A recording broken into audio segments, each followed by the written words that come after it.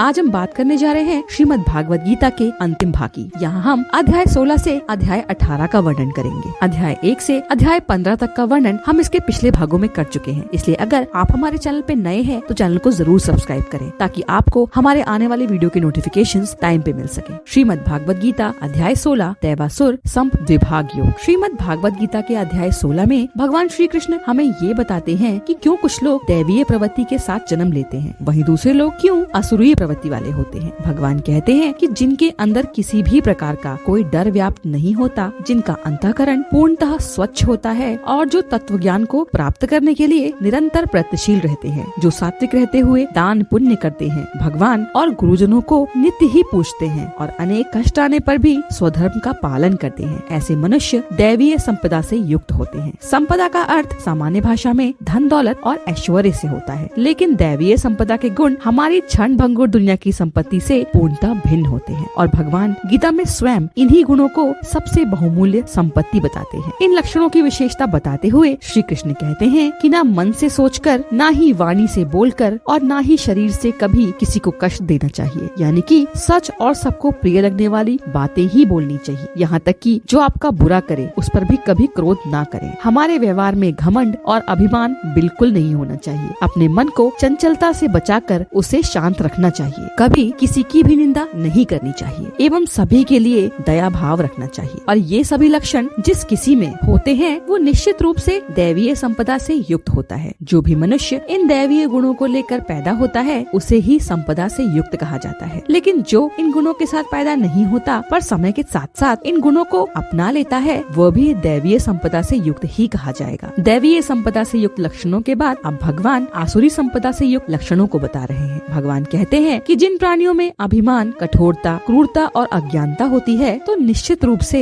ऐसे लोग आसुरी प्रवृत्ति के साथ ही पैदा होते हैं। भगवान कहते हैं कि मनुष्य का आचरण इन्हीं दोनों के अनुरूप होता है। दैवीय संपदा का आचरण मुक्ति के द्वार खोलता है, लेकिन आसुरी संपदा के गुण बंधन स्वरूप माने गए हैं। ये गुण व्यक्ति को इसी दुनिया के मोह जाल में बांधे रखते हैं, जिससे उनकी मुक्ति के समस्त द्वार बंद हो जाते हैं। यहाँ श्री कृष्ण अर्जुन से कहते हैं, हे अर्जुन, तू दैवीय गुणों से युक्त है, तू शोक मत कर, सिर्फ अपना कर्म कर। श्री कृष्ण कहते हैं कि जो मनुष्य आसुरी प्रवृत्ति के होते हैं वो जगत की सच्चाई समझना ही नहीं चाहते, वो धर्म अधर्म को नहीं मानते और न ही ईश्वर में उनका विश्वास होता है। ऐसे लोग बस इंद्रियों के भोगों का ही आनंद लेने में संपूर्ण जीवन बिता देते हैं, जैसे कि खाना पीना सोना इत्यादि। अपनी आवश्यकता से अधिक धन एकत्रित होने पर भी आसुरी प्रवृत्ति का मनुष्य बेचैन रहता है। ऐसे मनुष्य अपने धन पर अत्यधिक अभिमान करते हैं और अपने सामने किसी को भी कुछ भी नहीं समझते। अपने बुरे कर्मों को ऐसे लोग यज्ञ और दान आदि से धोने की कोशिश में लगे रहते हैं, जो उनकी सबसे बड़ी भूल होती है। हजारों साल पहले महाभारत काल में भी ऐसे लोग थे और आज भी ऐसे लोगों की कोई कमी नहीं है। ऐसे लोग दूसरों की निंदा में लगे रहते हैं और इसमें उन्हें अत्यधिक आनंद आता है। श्री कृष्ण कहते हैं कि ऐसी प्रवृत्ति के लोग बार बार आसुरी योनियों में ही जन्म लेते रहते हैं। मृत्यु के समय हम सभी अपने अर्जित किए हुए संस्कारों को लेकर ही दूसरी योनियों में जाते हैं। जब हमारी आत्मा एक शरीर को छोड़कर दूसरे शरीर में जाती है तो अपने साथ सभी संस्कारों को भी ले जाती है और इसी वजह से आसुरी लोग बार बार आसुरी योनियों में ही जन्म लेते हैं, क्योंकि वो श्री कृष्ण के द्वारा दिए गए दंड के भागी होते हैं। ऐसे लोग लगातार आसुरी योनियों में ही जन्म लेते हैं तथा धीरे धीरे और निम्न योनियों में जाते हैं और इसके बाद घोर दंड के भागी भी बनते हैं। ऐसे लोग कभी कृष्ण को नहीं प्राप्त कर पाते, क्योंकि आप जिनको प्राप्त करने का यत्न करते हैं वही आपको मिलता है। तो ये था श्रीमद् भागवत गीता का अध्याय 16, जहाँ श्री कृष्ण ने हमें इस दुनिया में स्थित मनुष्यों के व्यवहार के बारे में बताया है। श्रीमद् भागवत गीता अध्याय 17 श्रद्धात्रय विभाग योग। हम सभी जब भी अपने जीवन में धर्म संकट में फंसते हैं और ये समझ नहीं आता कि क्या करना उचित है और क्या करना अनुचित, तब हमें शास्त्र सम्मत कार्य करने चाहिए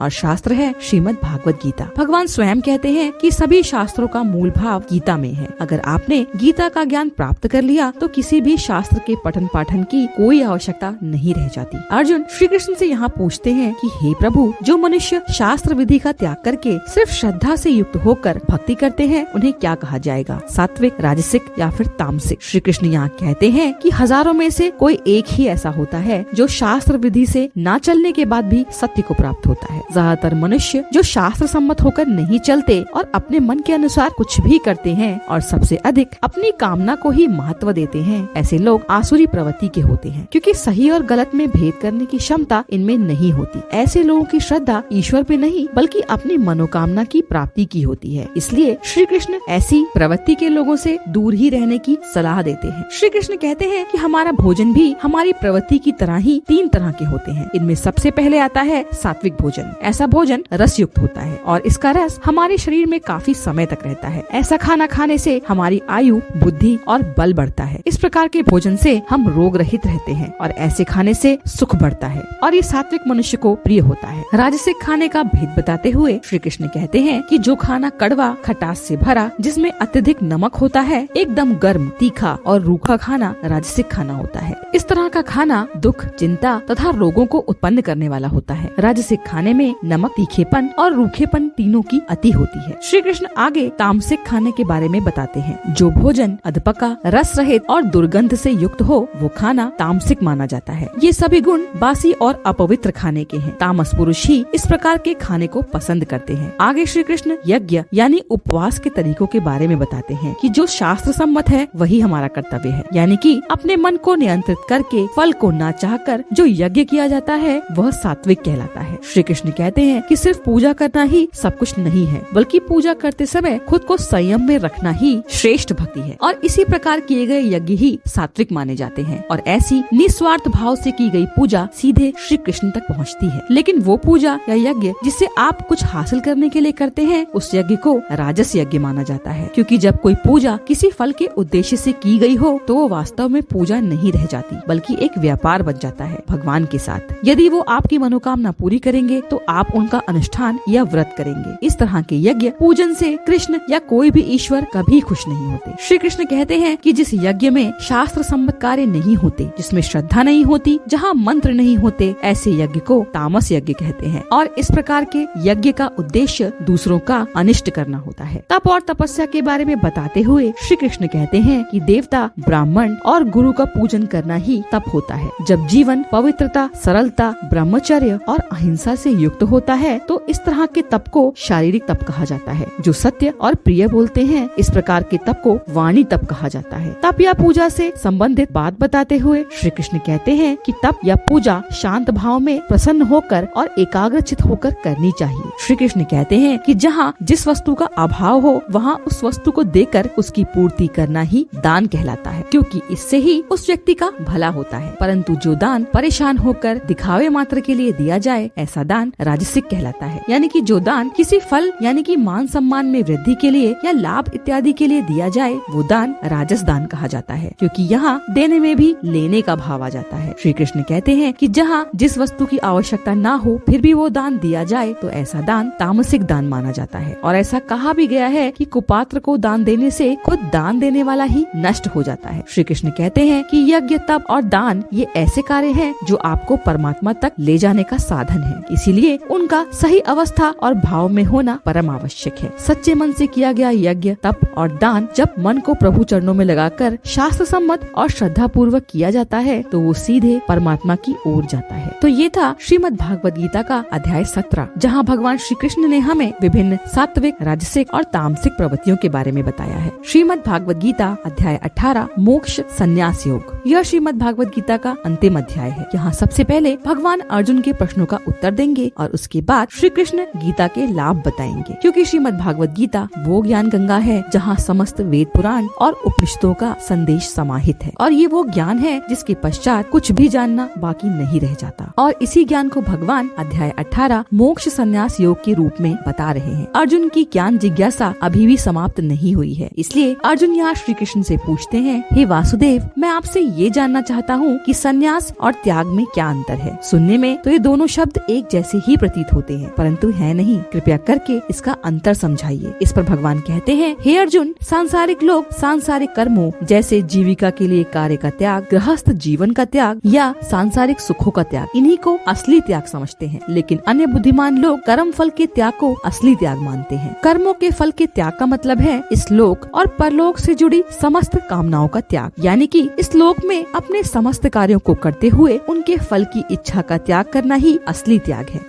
अगर देखा जाए तो त्याग और संन्यास का अर्थ समान ही प्रतीत होता है। इसलिए अर्जुन अपनी शंका दूर करने के लिए दोनों का भेद जानना चाहते हैं। श्री कृष्ण यहाँ कहते हैं, हे अर्जुन, सर्वप्रथम तू त्याग का वर्णन सुन। त्याग मूलतः सात्विक, राजसिक और तामस 3 प्रकार का कहा गया है। इसलिए इन तीनों प्रकारों को तू भली भांति सुन, तभी तू इसे भली भांति समझ पाएगा। श्री कृष्ण कहते हैं कि यज्ञ, दान और तप जैसे कर्म कभी नहीं त्यागने चाहिए, क्योंकि ये मानव के लिए आवश्यक कर्तव्य हैं, परंतु बिना फल की इच्छा किए। यानी कि जो भी यज्ञ, दान और तप कर्म फल की इच्छा के बिना किए जाते हैं वही श्रेष्ठ कर्म है। और जहाँ तक त्यागने की बात है तो कृष्ण ने कहीं भी कर्म को त्यागने की बात नहीं की, बल्कि कृष्ण ने सदैव कर्म फल के त्याग की बात की है। श्री कृष्ण कहते हैं कि जो भी कर्म हम कर्म फल की इच्छा से करते हैं उन्हें हमें त्याग देना चाहिए। वो कहते हैं कि अगर आप इस दुनिया के मोह में फंसकर अपने कर्तव्यों का त्याग करते हैं तो यह त्याग तामस त्याग कहा जाता है। श्री कृष्ण कहते हैं कि जहाँ कर्म है वहाँ शारीरिक कष्ट तो होगा ही, परंतु यदि हम शारीरिक कष्ट के कारण कर्म का त्याग करते हैं तो ये त्याग राजस त्याग कहलाता है और ऐसे त्याग का फल कभी भी नहीं मिलता। श्री कृष्ण कहते हैं कि जो कर्म शास्त्रों द्वारा निर्धारित किए गए हैं उनका करना ही कर्तव्य कहलाता है, और यदि आप अपने कर्तव्य को करते हुए फल की इच्छा का त्याग करते हैं तो ये त्याग सात्विक त्याग कहलाता है। श्री कृष्ण कहते हैं कि हे अर्जुन, जब तक ये जीवन है आपको कर्म तो करना ही होगा। कर्मों का त्याग तुम नहीं कर सकते, परंतु यदि तुम कर्म फल का त्याग कर सकते हो तो ये सर्वश्रेष्ठ त्याग है। श्री कृष्ण कहते हैं कि इस संसार में जो भी कर्म होते हैं वो 5 कारणों की वजह से होते हैं, लेकिन अज्ञानी लोगों को ये लगता है कि आत्मा और ईश्वर ही उनसे सब कुछ करवाते हैं। कृष्ण कहते हैं कि इन 5 कारणों में प्रथम है अधिष्ठान, यानी कि करने वाले का शरीर, जहाँ इच्छा, द्वेष, सुख और ज्ञान की अभिव्यक्ति होती है। दूसरा है कर्ता, यानी कि हमारा मन। इसके बाद तीसरा है अलग अलग चेष्टाएं, जैसे कि सांस लेना और इसी तरह के दूसरे आवश्यक काम। चौथा है साधन और 5वां है द्वैव, और इन्हीं के द्वारा हम अपने कर्म करते हैं। ये कर्म या तो शास्त्रों के अनुसार होते हैं या उनके विपरीत, लेकिन होते इन्हीं 5 कारणों से हैं। लेकिन अज्ञानी लोग कहते हैं कि ईश्वर की इच्छा से कर्म होते हैं, जो करता है वो भगवान करता है। ऐसा कहने वाले अपने कर्मों से पीछा छुड़ाते हैं। आत्मा कभी भी कर्मों में लिप्त नहीं होती, बल्कि कर्म सिर्फ बताए गए 5 कारणों से ही होते हैं। बुद्धि के बारे में बात करते हुए श्री कृष्ण कहते हैं कि हे पार्थ, जो पुरुष प्रवृत्ति और निवृत्ति के मार्ग को अपनाते हैं उनकी बुद्धि सात्विक होती है। प्रवृत्ति मार्ग वो मार्ग होता है जहाँ हम कर्म फल की इच्छा किए बिना कर्म करते हैं, और निवृत्ति मार्ग वह मार्ग होता है जिस मार्ग पर साधु सन्यासी चलते हैं। इन दोनों की बुद्धि सात्विक मानी जाती है। वहीं दूसरी तरफ जो बुद्धि धर्म और अधर्म में भेद नहीं कर पाती वह राजसी बुद्धि होती है। जो बुद्धि विपरीत और उल्टे कर्मों को करने की सलाह देती है वह तामसी बुद्धि होती है। ऐसी बुद्धि अधर्म को ही मानती है। श्री कृष्ण अर्जुन से कहते हैं कि हे अर्जुन, ब्राह्मण, क्षत्रिय, वैश्य और शूद्र को उनके कर्मों के अनुसार ही विभक्त किया गया है, यानी कि आपका जो स्वभाव है उससे ही आपका कर्म होगा। जैसा आपका कर्म होगा वैसी ही आपकी जाति होगी। जिस परिवार में आप जन्म लेते हैं उस परिवार की जाति आपकी जाति नहीं हो जाती, बल्कि आपके कर्म स्वयं आपकी जाति बताते हैं।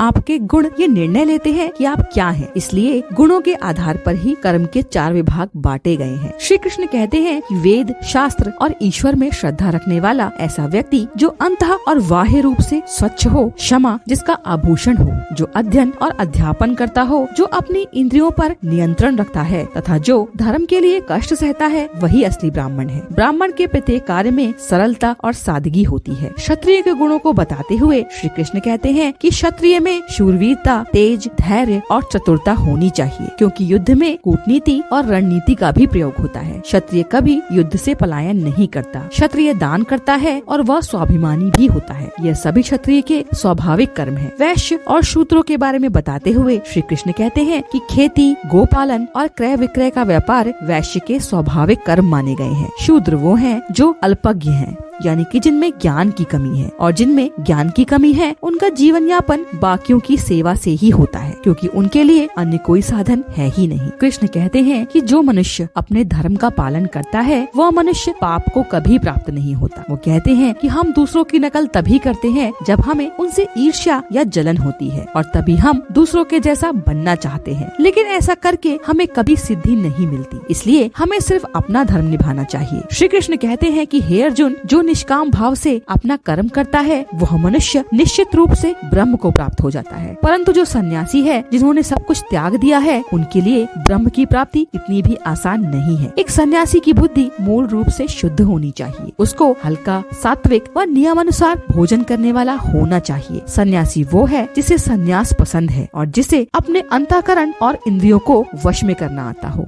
यानी कि जिसने मन, वाणी और शरीर को वश में किया हो, जिसे ना तो किसी से मोह है और ना ही किसी से द्वेष, जिसने अपने अहंकार, बल, घमंड, काम और क्रोध को त्याग कर दिया हो और जो निरंतर ध्यान करता हो, ऐसा ही सन्यासी सच्चिदानंद ब्रह्म को प्राप्त होता है। श्री कृष्ण कहते हैं कि कर्मयोगी का कृष्ण को पाने का रास्ता आसान है। एक कर्मयोगी कृष्ण को अपने मन में रखकर अपने सभी कर्मों को करते हुए भी श्री कृष्ण को प्राप्त कर लेता है। कृष्ण कहते हैं कि एक कर्मयोगी को अपने सभी कर्म सच्चे मन से कृष्ण को अर्पण कर देनी चाहिए और कर्म करके फल की इच्छा नहीं करनी चाहिए और चित्त में सदैव कृष्ण को रखना चाहिए। ऐसी स्थिति में आपकी जिम्मेदारी स्वयं श्री कृष्ण की हो जाती है, यानी कि आप कृष्ण के और कृष्ण आपके। कृष्ण कहते हैं कि जब कर्मयोगी स्वयं को कृष्ण को समर्पित कर देता है तो उसके प्रभाव से समस्त संकट स्वयं ही हल हो जाते हैं। लेकिन अगर आप में अहंकार आ गया कि कर्मों का कर्ता तो मैं ही हूँ, मैं ही सब कुछ करता हूँ, मैंने धन संपत्ति इत्यादि कमाई है, मैंने ही नाम कमाया है, ऐसे अहंकार के बाद आपका नष्ट होना तय है। इस दुनिया में ऐसे अनेकों उदाहरण हैं जहाँ लोग शास्त्रों को न मानकर अपने अहंकार के वशीभूत होकर मनमानी करते हैं। ऐसे लोग सिर्फ फल के लिए काम करके खुद को बुद्धिमान मानते हैं। ऐसे लोगों का नष्ट होना तय होता है और एक दिन उनका संकट ही उनको नष्ट कर देता है। हमारे गुण और हमारा स्वभाव ही हमसे कर्म करवाते हैं। यही समझाते हुए श्री कृष्ण कहते हैं कि हे अर्जुन, तू ये मान रहा है कि तू युद्ध नहीं करेगा, परंतु ये तू नहीं बल्कि तेरा अज्ञान कह रहा है और अगर युद्ध शुरू हुआ तो तेरा स्वभाव तुझे युद्ध में लगा देगा, क्योंकि तू क्षत्रिय है और ऐसा हो ही नहीं सकता कि युद्ध शुरू हो जाए और तू हाथ पर हाथ रखकर बैठा रहे। इसलिए ये बात कि अर्जुन युद्ध नहीं करेगा एक मिथ्या है। अर्जुन क्षत्रिय है, उसका धर्म है युद्ध करना। वो केवल मोहवश युद्ध नहीं करना चाहता, लेकिन अगर युद्ध हुआ तो वह युद्ध अवश्य करेगा। श्री कृष्ण अर्जुन से कहते हैं कि हे अर्जुन, ये गोपनीय से भी अधिक गोपनीय ज्ञान जो मैंने तुम्हें विस्तार पूर्वक समझाया है, उस ज्ञान पर अब तुम्हें भली भांति विचार करना है और अब तुम्हारी जैसी इच्छा हो वैसा निर्णय लो।